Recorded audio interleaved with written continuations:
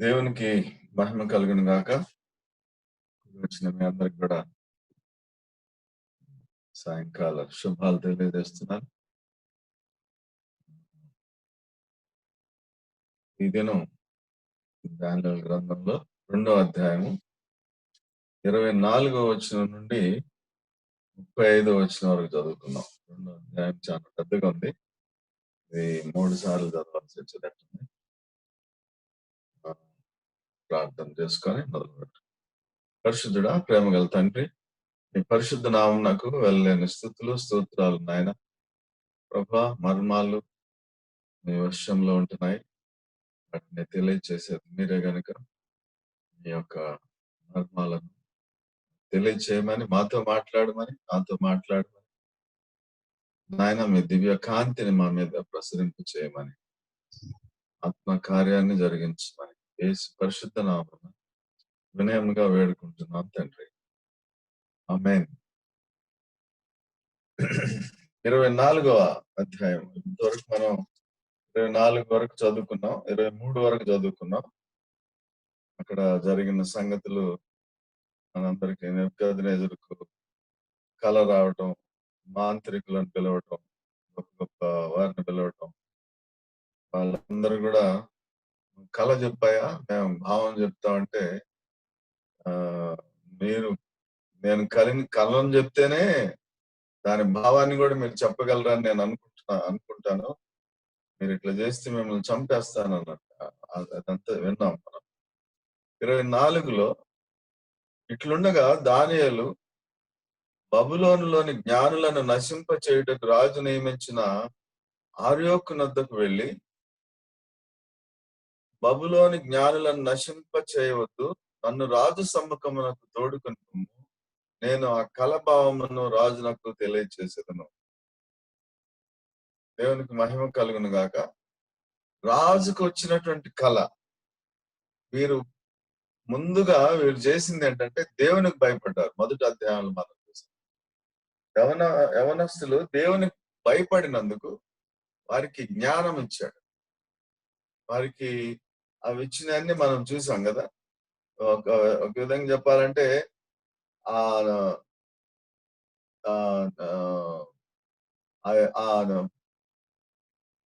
దాన్ని ఏమంటారు, ఆ ఊరిని, ఆ రాజ్యాన్ని, బాబిలోను రాజ్యంలో ఉన్న వారందరికంటే 10 అంతలు ఎక్కువ జ్ఞానం కలిగింది. ఆ జ్ఞానం కేవలం దేవునికి భయపడి ఉన్నందుకే ఆ జ్ఞానం వారికి వచ్చింది. ఎందుకంటే జ్ఞానానికి మూలం దేవుని యందు భయభక్తులు అని చెప్తున్నారు కదా. ఆ జ్ఞానం రావటానికి వారి అందులో దేవుని అందులో భయభక్తులే ఆ దేశస్తుల కంటే, అప్పటి వరకు వాళ్ళు ఏమనుకుంటున్నారంటే మా దేశమే చాలా గొప్ప దేశం, ఎందుకంటే మేము వాళ్ళని చెరపట్టి తెచ్చేసాం. దానికి ముందు వాళ్ళ రాజు, వాళ్ళ దేవుడు అంత శక్తి కలిగిన దేవుడు కాదు, వారిని రక్షించలేకపోయాడు, మేము వాళ్ళని పట్టి తీసుకొచ్చామన్న చెప్పుకొచ్చారు కదా. ఆ మనసులో వాళ్ళకు ఉంది. అందుకనే వాళ్ళ పేర్లు కూడా మార్చేసినట్టు మనం చూసాం.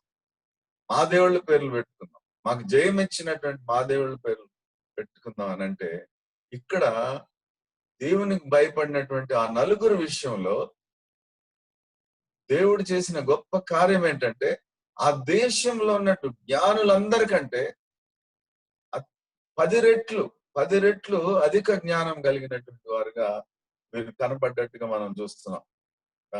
మొదటి అధ్యాయం 20వ వచనంలో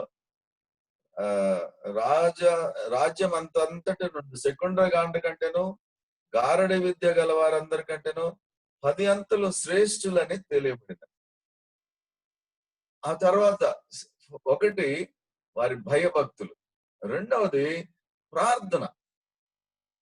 అంత ధైర్యంగా రాజుకొచ్చిన కళను నేను చెప్తానని వెళ్ళి రాజు ముందు నుంచోగలగటానికి దేవుడిచ్చినటువంటి ధైర్యం ఏంటంటే, ఆయన సన్నిధిలో వారు చేసినటువంటి ప్రార్థనను బట్టి దేవుడు ఎగ్జాక్ట్ గా నెబుకద్నెజరుకు వచ్చినటువంటి కళ యాజ్ ఇట్ ఈస్ గా ఈయనకు కూడా వచ్చేటట్టు చేశాడు. అది చూసిన తర్వాత అర్యోకు నొద్దకు వెళ్ళి వారందరినీ చంపనవసరం లేదు, జ్ఞానులను నశింప చేయటకు రాజు నియమించిన అర్యోకు నొద్దకు వెళ్ళి, బబులోనులోని జ్ఞానులను నశింప చేయవద్దు, నన్ను రాజు సమ్ముఖమున తోడుకొని నేను ఆ కలభావంను రాజు నాకు తెలియచేసేదను. నన్ను రాజు సమ్ముఖానికి తీసుకెళ్ళు, నేను ఆ కలభావాన్ని నేను చెప్తాను. కావున 6:25 వచనంలో, రాజునకు భావం తెలియజెప్పగల ఒక మనుషుని చెరపట్టబడిన యూదులలో నేను కనుగొంటినని రాజు సమ్ముఖమున మనవి చేసి దానియేలును త్వరగా రాజు సన్నిధికి తోడుకొని పోయాను. ఇంకా ఆలస్యం చేయలేదన్నమాట. మనసు మార్చుకుంటాడు, మళ్ళీ ఇంకేమద్దు మర్చిపోతాడు, ఏమనుకున్నాడో మరి తెలియదు. త్వరగా రాజు సన్నిధికి తోడుకొని పోయాను. త్వరగా, quickly brought Daniel into the king's presence. యోసేపును కూడా 41వ ఆదికాండం 41వ అధ్యాయం 4వ వచనంలో 14వ వచనం, 41 ఆదికాండం 14వ వచనం ఒకసారి చూడండి. యోసేపును కూడా ఆ కలభావం నేను చెప్తానంటే వెంటనే అని ఉంటుంది అక్కడ కూడా. 14వ వచనం, 41, 14. అమ్మా, కాబట్టి చెరసాలలో నుండి అతని త్వరగా రప్పించను, చెరసాలలో నుండి త్వరగా రప్పించను. ఇక్కడ ఈయన కూడా త్వరగా రాజు సన్నిధికి తోడుకొని పోయాను. ఇంకా ఆలస్యం చేయదలుచుకోలేదు అనమాట. అయితే 26వ వచనం మనం చూసినట్లయితే 26, రాజు దగ్గరికి తీసుకెళ్లారు. రాజు కూర్చొని, నేను చూసిన కలయు దాని భావమును చెప్పుట నీకు శక్యమా? అప్పుడు సెన్సెస్ లోకి వచ్చాడు. అప్పుడు దాకా కోపంగా ఉన్నాడు. నెబుకద్నెజర్ చాలా అంటే ఒక యాంగర్ మోడ్ లోనే ఉన్నాడు అప్పటి వరకు. కల భావం చెప్తాను అనగానే సెన్సెస్ లోకి వచ్చి, నువ్వు చెప్పగలవా నిజంగానే నేను చూసిన కల దాని భావం చెప్పుట నీకు శక్యమా అని బెల్తెషాజర్ను దానియేలును అడగగా, దానియేలు రాజు సమ్ముఖంలో ఏలాగ ప్రత్యుత్తరం ఇచ్చాను. రాజు అడిగిన ఈ మర్మమును జ్ఞానులైనను, గారడి విద్య గలవారైనను, శకునగాండ్రైనను, జ్యోతిష్యులైనను తెలియజెప్పజాలరు. వాళ్ళు ఎవ్వరు చెప్పలేరయ్యా, తెలియజెప్పజాలరు. 28లో, అయితే మర్మములను బయలుపరచగల దేవుడు పరలోకమందున్నాడు, అంత్య దినములందు కలగబోదానని ఆయన రాజుకు నెబుకద్నెజరుకు తెలియచేశాను. అయితే మర్మములు బయలుపరచగల దేవుడు ఒకడు పరలోకమందున్నాడు, అంత్య దినములందు కలగబోదానని ఆయన రాజుకు నెబుకద్నెజరుకు తెలియచేశాను. తాము పడక మీద పరుండగా తమరి మనసులో కలిగిన స్వప్న దర్శనములు ఏవనగా ఆ సంగతులన్నీ వివరిస్తున్నాడు. ఇక్కడ ముందు దేవునికి దానియేలు దేవునికి మహిమ చెల్లిస్తున్నాడు. Daniel gives glory to God and he indicates that Babylon's astrologers, magicians, sorcerers, వీళ్ళందరూ కూడా they are not in touch with the true God. మీ దేవుళ్ళు ట్రూ కాదు, వాళ్ళు ట్రూ గాడ్ తో టచ్ లో లేరు కాబట్టి ఈ మర్మాన్ని వారు చెప్పజాలరు. But by the means of all their disposal, they could not tell the king his dream. But God can reveal anything to his servants. Praise the Lord. దేవుడు ప్రతిదీ మనకి ఆ మర్మాలను కూడా వివరించి చెప్పగలిగినటువంటి దేవుడు.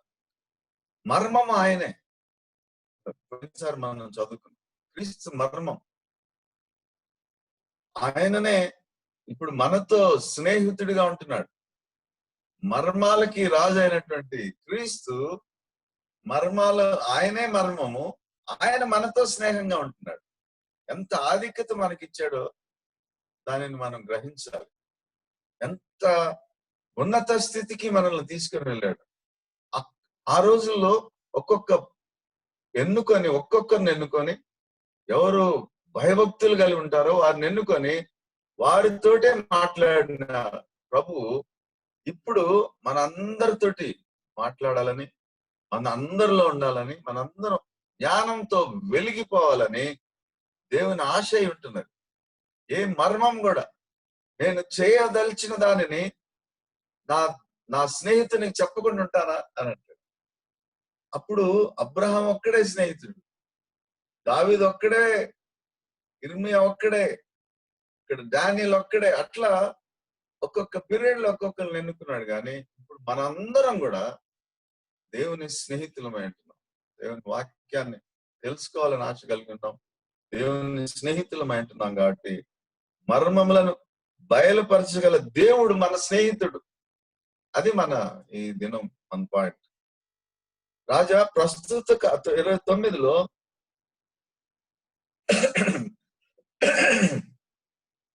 ఇక్కడ అది చూసినట్లయితే ఆదికాండం 41:8లో కూడా భావములు చెప్పుట దేవుని ఆధీనమే కదా. వారి కళలు వచ్చినప్పుడు మాకు ఎవరు చెప్తారు ఈ కళలు అంటే? భావం చెప్పుట దేవునికి ఆధీనమే కదా. 41:16లో కూడా ఆ కళ చెప్పిన తర్వాత యోసేపు అది నా వలన కలిగింది కాదు, దేవుడే ఫరోకు క్షేమకరమైన ఉత్తరం ఇచ్చినని ఫరోతో చెప్పాను. ఇక్కడ ఇంకొక క్యారెక్టర్ చూస్తున్నాం ఏంటంటే, ఏది చేసినా దేవుడే చేశాడు, దేవుడు నాకు రివీల్ చేశాడు కానీ నాదేం లేదు. That is the humility, another character. Humility, Joseph had the humility seen in other great servants of God.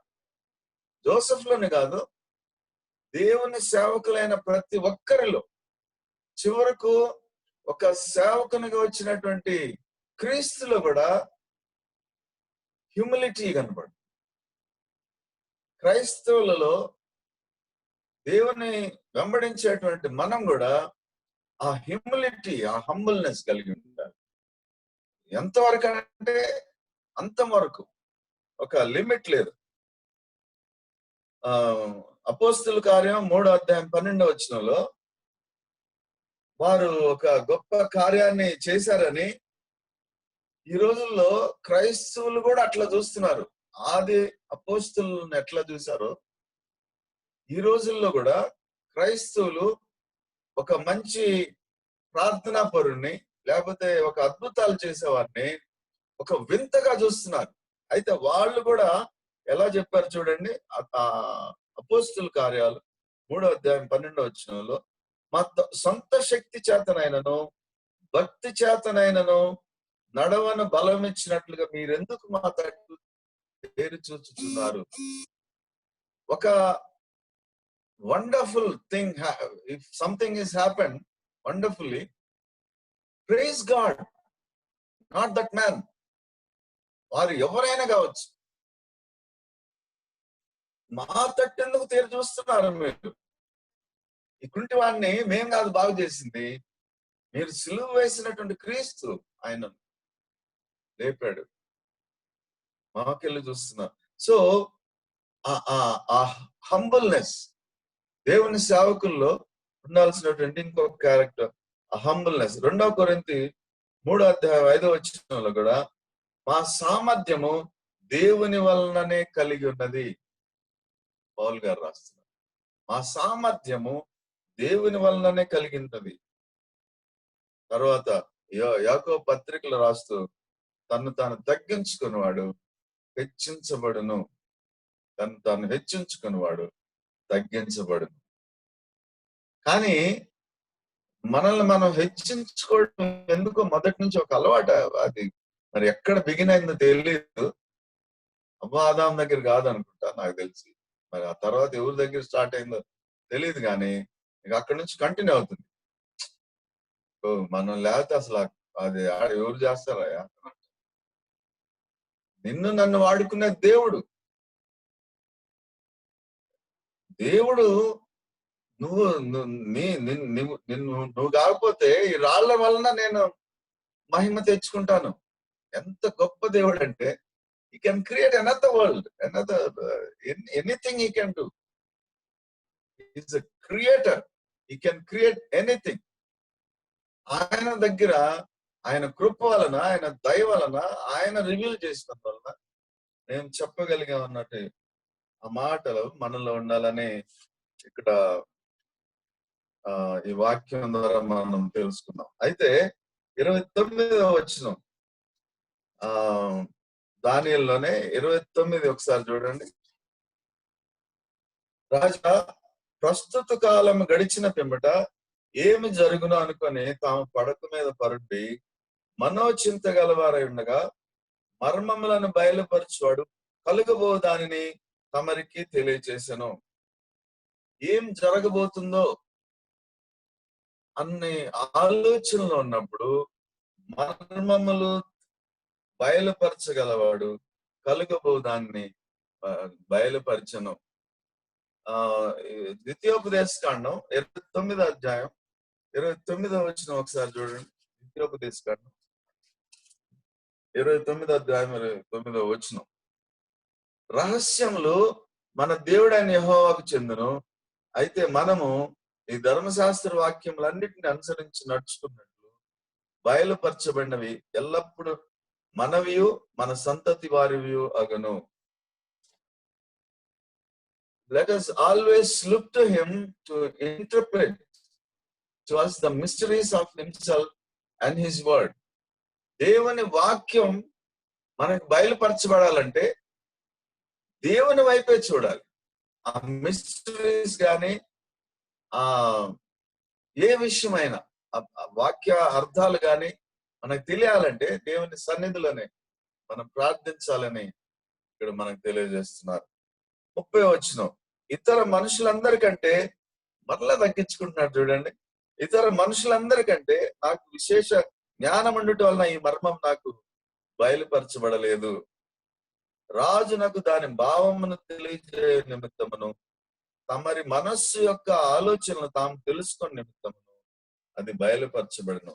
రాజు కూడా అంత రాజ్యాన్ని రూల్ చేస్తూ పరిపాలన చేస్తూ ఆయన ఆలోచనలు ఉన్నప్పుడు ఆయనకి ఆ ఆలోచన దాని గురించి వివరించడానికి అది నాకు బయలుపరిచాడే గాని వేరే విధమైనటువంటి విషయం కాదు. ఇది ఈ మర్మం నాకు బయలుపరచబడి మనుషులందరికంటే విశేష జ్ఞానం అన్నందుకు కాదు నేను చెప్పగలిగింది. దేవుడు నాకు బయలుపరుస్తున్నాడు, నేను నీకు చెప్తున్నాను. అది నువ్వు కూడా చింత కలిగి ఉన్నావు కాబట్టి, ఒక బర్డన్ నీకుంది కాబట్టి నీకు తెలియజేయాలని నాకు చెప్పాడు, నేను నీకు చెప్తున్నాను. అంతేగాని అంటే he is exposing our God, almighty God all the time. నేను ఎంతో ప్రార్థన చేశాను, నేను ఎంతో తగ్గించుకున్నా, అందుకని నాకు దేవుడు ఇచ్చాడని అంటలేదు. ఇక్కడ కూడా ఆయన ఆ విధంగా మనుషులందరూ విశేష జ్ఞానం ఉన్నందుకు కాదు, నీకు అది తెలియాలని దేవుడు నాకు బయలుపరిచాడు, నేను నీకు ఆ సంగతి. 31లో గొప్ప ప్రతిమ అక్కడ చూస్తే రాజా తాము చూచుండగా బ్రహ్మాండమగు ఒక ప్రతిమ కనబడను కదా. ఈ గొప్ప ప్రతిమ మహాప్రకాశమును భయంకరమైన రూపము గలదై తమరు ఎదుట నిల్చెను.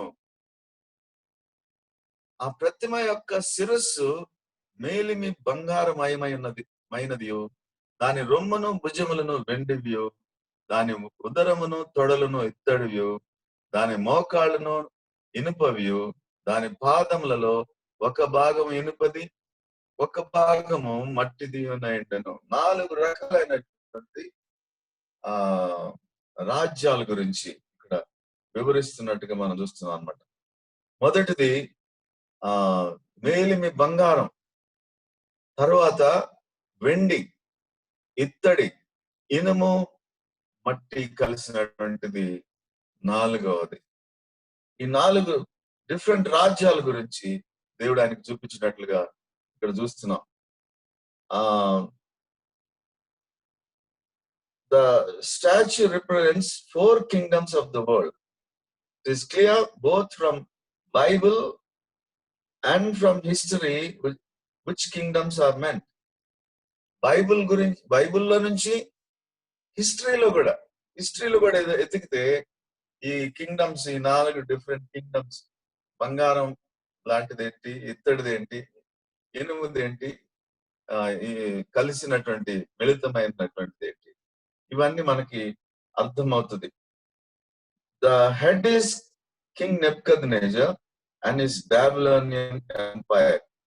37-38లో రాజా, పరలోకమందున్న దేవుడు రాజ్యమును, అధికారమును, బలమును, ఘనతయు తమరికి అనుగ్రహించున్నాడు. తమరు రాజులకు రాజై ఉన్నారు. 38లో ఆయన మనుషులు నివసించు ప్రతి స్థలమందును, మనుషులనేమి, భూజంతువులనేమి, ఆకాశ పక్షులనేమి అన్నిటినీ ఆయన తమ చేతికి అప్పగించి ఉన్నాడు. వారందరి మీద తమరికి ప్రభుత్వం అనుగ్రహించున్నాడు. తామే ఆ బంగారపు శిరస్సు. ఆయన ఇంటర్ప్రిట్ చేస్తూ ఒక్కొక్కటి కళను చెప్పాడు. కళను చెప్పి ఇది ఇక అది కరెక్ట్ అని చెప్తాడు అన్నమాట. ఎంత నిజంగా అంత 100% కళ ఇంతే, ఇక ఇదే నీకు వచ్చిన కళ అని చెప్పి దాని భావం ఒక్కొక్కటి. ఆ బంగారపు శిరస్సు నీ రాజ్యమే. నెబుకద్నెజర్ ఉన్నప్పుడు అదంతా కూడా ఎంతగానో విస్తరించినట్టుగా మనం చూస్తున్నాం. The chest and arms represent the umpire which succeeded Babylon. The empire which succeeded Babylon. 39వ వచనం మనం చూస్తే, తాము చనిపోయిన తర్వాత తమ రాజ్యముల కంటే తక్కువైన రాజ్యం ఒకటి లేచును, తర్వాత లోకమంతా ఏలినట్టు 3వ రాజ్యం ఒకటి లేచును, అది ఎత్తడి వంటి దగును.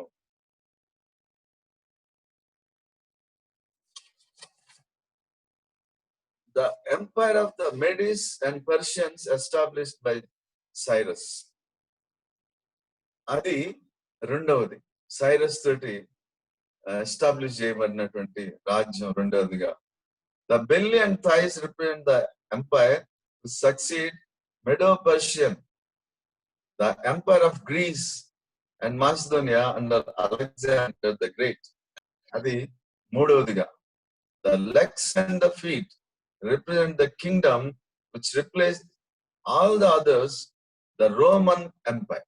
Final గా లూకాసు వార్తలో 2:1 మనం చదివితే, లూకాసు వార్త 2వ అధ్యాయం 1వ వచనం.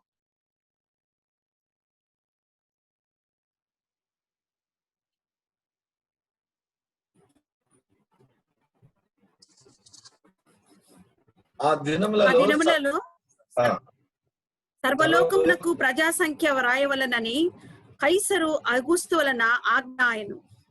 ఇది కురేనియు సిరియా దేశమునకు అధిపతి అయి ఉన్నప్పుడు జరిగిన మొదటి ప్రజా సంఖ్య. We are told that Caesar Augustus, the Roman emperor, controlled the world, that is the world of the Old and New Testament. The world of the Old and New Testament. ఇక్కడ దాకా తీసుకొని వచ్చాడు. ఆ 4 రాజ్యాల గురించి చెప్తూ ఆ న్యూ టెస్ట్మెంట్ కూడా టచ్ చేశాడు. ఇక్కడ ఈ 4 రాజ్యాల సంగతి ఇది. 34వ వచనం ఒకసారి చూడండి. మరియు చేతి సహాయం లేక తీయబడిన ఒక రాయి ఇనుమును మట్టియు కలిసిన ప్రతిమ యొక్క పాదముల మీద పడి దాని పాదములను తుత్తునీలుగా విరగొట్టినట్టు తమకు కనబడెను. అంతటా ఇనుమును, మట్టియు, ఎత్తడియు, వెండియు, బంగారమును ఏకముగా దంచబడి కళ్ళములోని చెత్త వలె కాగా, వాటికి స్థలం ఎచ్చటను దొరకకుండా గాలి వాటిని కొట్టుకొని పోయాను. ప్రతిమను విరగొట్టిన రాయి సర్వభూతాలమంతా మహాపర్వతమాయను. The stone, a rock in the Bible, sometimes symbolize Christ. మనందరికి అర్థమైంది. ఆ రాయి ఎందుకంటే ఎన్నోసార్లు రాతితో పోలుస్తారు కదా. 118వ కీర్తన 22వ వచనం ఒకసారి చూడండి. 118 22వ వచనం.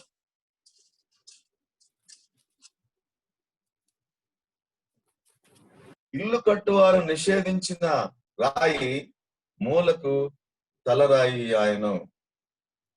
ఇల్లు కట్టువారు నిషేధించిన రాయి మూలకు తలరాయి ఆయను. యెషయా గ్రంథం 28వ అధ్యాయము 16వ వచనం. యెషయా గ్రంథం 28వ అధ్యాయం 16వ వచనం. ప్రభువుకు యెహోవా ఇలాగ సెలవిస్తున్నాడు, సియోనులో పునాదిగా రాతిని వేసిన వాడును నేనే.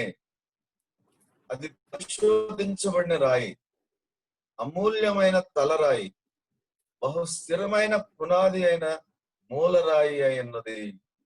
ఇంకొక క్లియర్ గా ఒక మాట చెప్తాడు, విశ్వసించువాడు కలవరపడడు. విశ్వసించువాడు కలవరపడడు. ఎఫెసీయులకు రాస్తూ 2వ అధ్యాయం 20వ వచనంలో, క్రీస్తు యేసే ముఖ్యమైన మూలరాయి ఉండగా అపోస్తలులను ప్రవక్తలను వేసిన పునాది మీద మీరు కట్టబడి ఉన్నారు. క్రీస్తు యేసు ముఖ్యమైన మూలరాయి ఉండగా అపోస్తలులను ప్రవక్తలను వేసిన పునాది మీద మీరు కట్టబడి ఉన్నారు.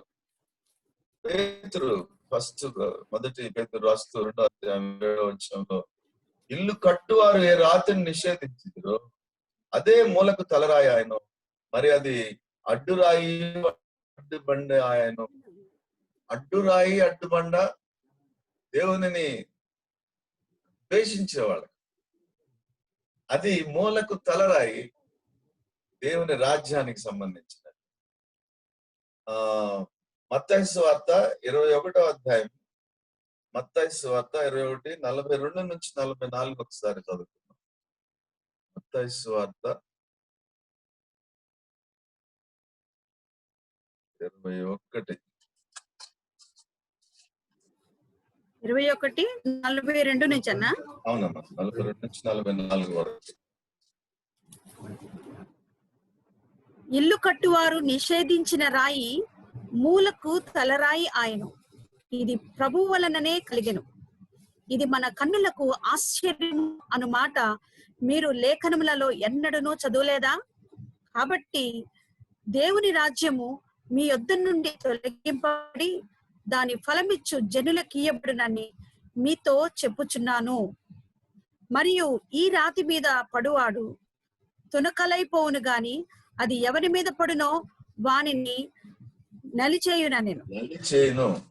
ఇప్పుడు మనం చదువుకున్నది కూడా అంతే కదా. అవన్నీ కలిసి ఏమైందని రాశాడండి. ఇప్పుడు మనం చదువుకున్న వాక్యంలో చేతి సహాయం 34 వచనం, దానియేలు 2వ అధ్యాయం 34 వచనం. చేతి సహాయం లేకుండా తీయబడిన ఒక రాయి ఇనుమును మట్టి కలిసిన ప్రతిమ యొక్క పాదం లేదు పడి తుత్తు నీళ్లుగా విరగొట్టినట్టు తమకు కనబడెను. తుత్తు నీళ్లుగా అంటే ఆ రాయి ఫైనల్ గా రాజ్యాధికారానికి రాబోతుందన్న సంగతి మనకి ఇక్కడ తెలియజేస్తుంది. Here is the great kingdom, God's kingdom, in which of course Christ is the King of Kings. The stone is cut out, but not by human hands. In other words, it is established not by men, but by God himself. చేతి ద్వారా తీయబడని రాయి, చేతి ద్వారా తీయబడలేదంట. ఒక రాయి ఇనుము మట్టి కలిసిన ప్రతిమ యొక్క పాదముల మీద పడి దాని పాదములను తుత్తు నీళ్లుగా విరగొట్టినట్టు తమకు కనబడెను. అంతటా ఇనుమును మట్టియు ఇత్తడియు వెండియు బంగారమును ఏకముగా దంచబడి కళ్ళములోని చెత్త వలె కాగా వాటికి స్థలం ఎచ్చటను దొరకకుండా గాలి వాటిని కొట్టుకొని పోయెను. ప్రతిమను విరగొట్టిన ఆ రాయి సర్వభూతలమంతా మహాపర్వతమాయెను. The empire of the Medes and Persians established by Cyrus. ఇక అది చూసాం కదా. వాళ్ళందరూ అయిపోయింది. ఈ చివరిగా ఎలా జరుగుతుంది అన్నది మనం చూస్తున్నాం. The rock striking the statue comes to an end. At all the same time, at the same time, all the kingdoms mentioned, this indicates either that the first three kingdoms will be parts of the fourth at that time of its destruction, or that which destruction of the fourth kingdom, all the kingdoms of men symbolized by the other three will come to an end. అంటే ఆ తీయబడినటువంటి చేతి సహాయం లేకుండా తీయబడినటువంటి ఆ రాయి ఈ నాలుగు రాజ్యాలను కూడా పడగొడుతుంది. Or it may be indicate both of these things. The verse surely speaks of sudden overwhelming destruction, not a case of those will remain after the rock has smashed them.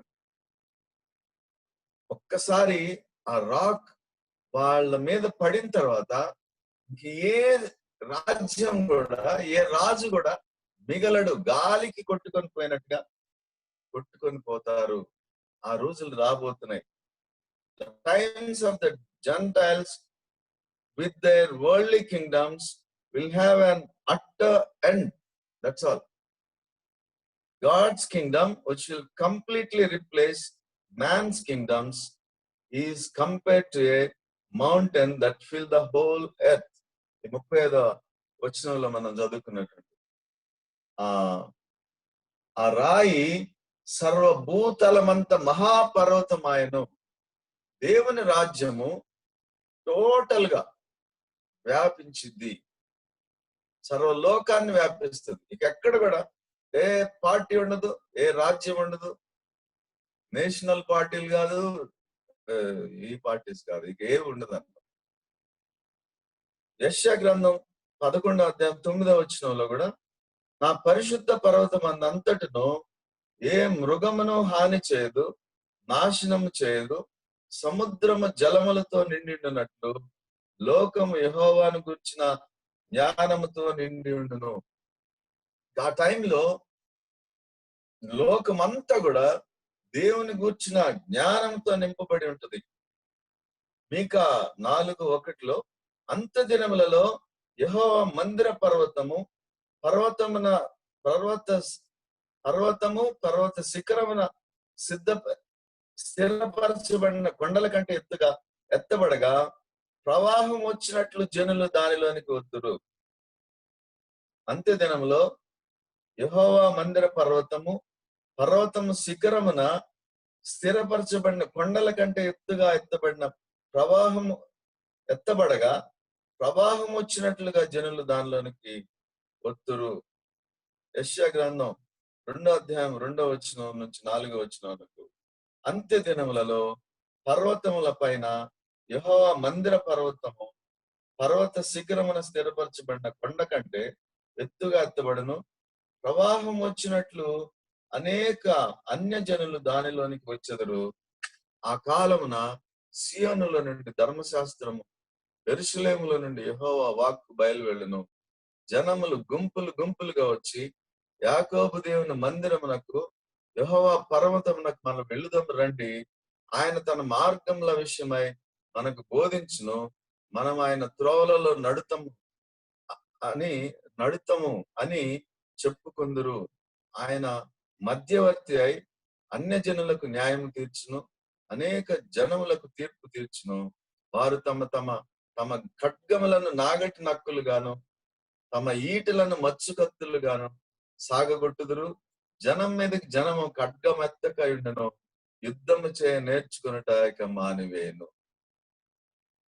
What a wonderful days ahead in us, for us. Wonderful time. ఏదైతే మన ఆలోచనలు, మన తలంపులో ఎంత pleasant గా ఉండాలని కోరుకుంటామో ఆ pleasant situation ఇక యుద్ధం నేర్చుకున్నట్టు ఇక మానివేతురు. ఒక్కొక్క కంట్రీలో ప్రేమ్ సాగర్ అన్న ఐడియా ఉంటే చెప్పాయా? మన ఇండియాకి మిలిటరీ బడ్జెట్ ఎంత ఒక్క కంట్రీకి? తెలీదు బాబాయ్. Almost half of our budget goes to military. Almost half. అంటే ఈ లెక్కన అమెరికా గాని, వేరే దేశస్తులు గాని వీళ్ళందరూ మిలిటరీకి పెట్టినటువంటి ఆ ఆ డబ్బు ఈక్వల్ గా డిస్ట్రిబ్యూట్ చేస్తే ఏ దేశంలో కొదువు ఉండదు, కరువు ఉండదు. కానీ ఆ మనస్సు లేదు. మనుషులు ఉన్నారు, మంచి మనస్సులు లేవు. ఈ యుద్ధాలు ఆగిపోతే ఖడ్గం ఎత్తరప్పుడు, జనం మీదకి జనం ఖడ్గం ఎత్తరు. వాళ్ళ మచ్చు కత్తులు తమ ఈటలను మచ్చు కత్తులుగాను సాగగొట్టుదురు. నాగటి నక్కులుగా, ఖడ్గాలను నాగటి నక్కులుగా చేలు దువ్వటానికి వాడు. అంత పెద్ద పెద్ద ఖడ్గాలు వాళ్ళకి. ఎంత కోపమో, ఎంత కసో, ఎంత మనుషులు అలా నిండి ఉన్నారన్నమాట. అదంతా పోయి దేవుని రాజ్యం స్థిరపరచబడబోతుంది. ఈ విషయాలను ఆ రాయి ఈ ఆ దేవుని రాజ్యమేనని, ఆ రాజ్యం రాబోతుందని దేవుడు తన ప్రవచనం ద్వారా, ఇది ఒక ప్రవచనం. రేపు ఇంకా డీటెయిల్డ్ గా దేని గురించి 35 నుంచి మరలా మొదలు పెట్టాలని చదువుకుందాం. ఈ యొక్క 35 వర్స్, ఆ ప్రతిమ ఎగరగొట్టిన రాయి సర్వభూతలమంతా మహాపర్వతమాయను. దేవునికి మహిమ కలుగును గాక. దేవుని రాజ్యం త్వరలో రాబోతుంది. మనం పూజించే దేవుడు మనకి చాలా పీస్ఫుల్. ఈ లోకంలోనే జయించిన వారిని నాతో కూడా రాజ్యమేలుటకు ఆయన కూర్చోబెట్టుకుంటానంటున్నాడు. ఆయన మనకి కొన్ని పదవులు ఇస్తున్నాడు. ఇప్పుడు పొలిటీషియన్స్ కావాలనుకున్న వాళ్ళందరికి పెద్ద ఛాన్స్. డోంట్ వరీ, దేవుని ప్రార్థన చేస్తే మనకు కూడా ఒక కింగ్డమ్ ఇస్తాడు. అసలు ఇయ్యకపోయిన అంత ప్లెజెంట్ ఆ 1000 సంవత్సరాల పరిపాలనలోకి వెళ్తాం అంటే ఇట్స్ నాట్ ఎ జోక్. మనందరికి దేవుడు అటువంటి ఆయనను, ఇంత గొప్ప కార్యాలు మన జీవితం కొరకు ఇంత గొప్ప తలంపులు కలిగి ఉన్నటువంటి ఆ దేవుని దృష్టిలో నీవు నేను ఉన్నావని, మనందరం ఉన్నామని, మనకి ఆయన గొప్ప కార్యాలు చేయబోతున్నాడని ఆ దూరదృష్టి కలిగి ఉండాలి మనం.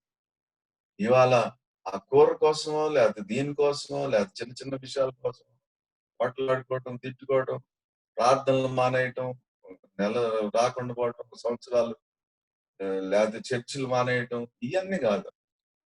మన గురి ఆయన తన ముందుంచబడినటువంటి ఆనందం కొరకై అవమానం నిర్లక్ష్యపెట్టి సిలువను సహించి ఎంతో ఓర్పుగా వెళ్ళిన ఆయనను మనం జ్ఞాపకం చేసుకుందాం. మనకి మేలు జరగబోతుంది, గొప్ప మేలులు జరగబోతుంది. ఈ కాలంలో కొద్దిగా శ్రమ పడతామేమో కానీ యుగ యుగాలు దేవునితోటి సంతోషిస్తాం. రానున్న 1000 ఏళ్ల పరిపాలనలో రాబోతుంది. 3000 సంవత్సరాల క్రితం చెప్పింది 1000 సంవత్సరాల తర్వాత అది ప్రూవ్ అయింది. ఇప్పుడు జరగబోయేది డెఫినెట్ జరుగుతుంది. ఆల్రెడీ ఏవైతే ప్రాఫెసీ చేసినారో అవి ఫుల్ఫిల్ అయినాయి. ఆ రాజ్యాలు వచ్చినాయి, అయిపోయినాయి. ఇక రావాల్సింది దేవుని రాజ్యం ఒకటే, అది రాబోతుంది. దాని సూచనలు కూడా కనపడదు. సిద్ధంగా ఉన్నాం, వెనక్కు తిరగొద్దు, ఈ జీవితం కొరకు ఆలోచించొద్దు, నిత్య రాజ్యం కొరకు, దేవుని సహవాసం కొరకు, మర్మాలు బయలుపరిచేటువంటి దేవుని సహవాసం, ఆయన స్నేహం కొరకు మనం పాకులాడదాం. పరిశుద్ధాత్మ దేవుడు మనల్ని అందరినీ ఆ రీతిగా ఆశీర్వదించి నడిపించాలని, టీవైఎఫ్ ఇంకా బలంగా నడిపించాలని కోరుకుంటూ నా మాటలు ముగిస్తున్నాను. దేవునికి మహిమ కలుగును గాక. Praise the Lord. ఆమేన్. ఆమేన్. Okay, praise the Lord. ఒక చిన్న మాట అమ్మ, రికార్డింగ్ ఆపేసేయండి అమ్మా.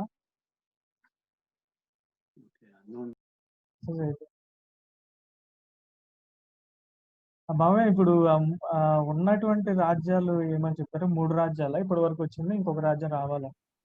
4 వచ్చేసినాయి. 4దే మన రోమన్ కు ముందు ఆయన ఎవరు, అలెగ్జాండర్ ద గ్రేట్. దానికి ముందు ఇంకోటి. అసలు తలేమో ఈయన. 4 అయిపోయినాయి. ఈ నాలుగిటిని ఒక రాయి చేతి ద్వారా తీయబడిన రాయి వచ్చి కొట్టేసి ఆ రాయి పెద్ద పర్వతం అయిపోతాయి. ఇది భూమి అంతా నింపబడేంత పర్వతం. ఓకే ప్రేమంత